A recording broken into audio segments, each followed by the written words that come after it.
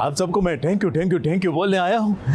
लेकिन पता है, मैं जब भी थैंक यू बोलता हूँ तो मेरी बीवी बोलती है कि आप में अनुपमा घुस गई है। अब क्या करूँ, मैंने अनुपमा को इतना देखा, मतलब टीवी में, हाँ टीवी में इतना देखा है कि मेरे अंदर भी उसकी आत्मा आ गई है।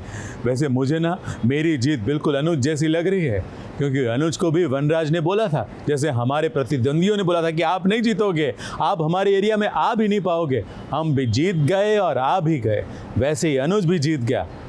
वनराज ने ना बोला था, लेकिन फिर भी पहुंच गया वो अनुपमा के घर शिवरात्रि की पूजा करने।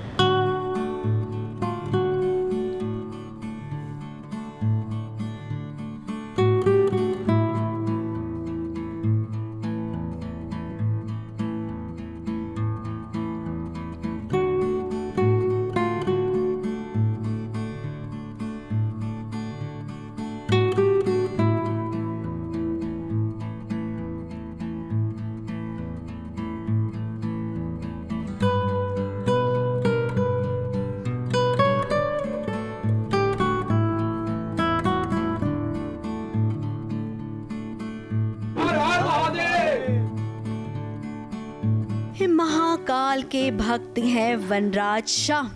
हर साल वनराज शाह महादेव की पूजा अपनी पत्नी अनुपमा के साथ किया करता था, लेकिन वो दिन तो चले गए हैं। अब जो दिन आया है उस दिन में देखिए अनुपमा महादेव की पूजा अनुज के साथ कर रही है।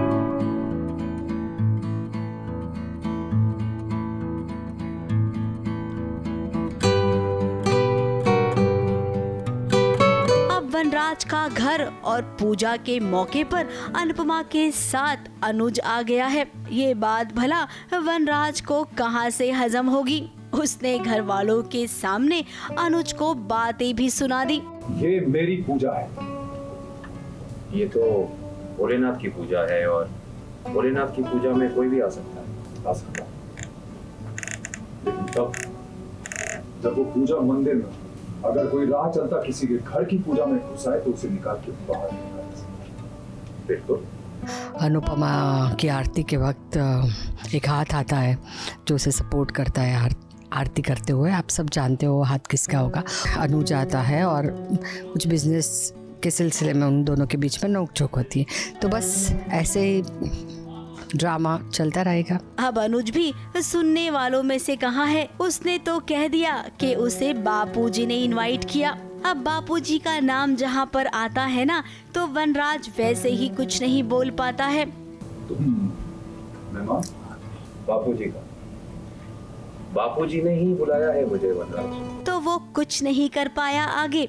महाशिवरात्रि के मौके पर जहाँ पर जोड़ियाँ एक साथ में आरती करती हैं, तो यहाँ पर जब अनुज और अनुपमा ने एक साथ आरती की तो इसका मतलब यही है कि ऑफिशियली अब इन दोनों ने एक दूसरे का रिश्ता स्वीकार कर लिया है। ये बात अब घर वालों को समझ आ जानी चाहिए। अनुज आता है एंड वनराज गुस्सा हो जाता है कि भाई तुम हमेशा क्यों आ जाते हो और आ क्यों रहे हो, मतलब यू आर नॉट इनवाइटेड। तो is like I know I am not invited, पर मुझे बापूजी ने इनवाइट किया है।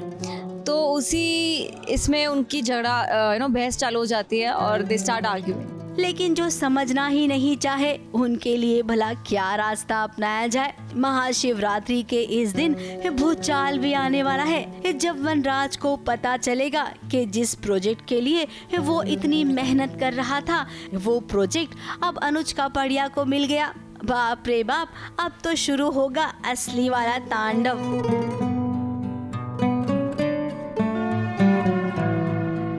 मुंबई से कलीम सलमानी के साथ एबीपी न्यूज रिपोर्ट।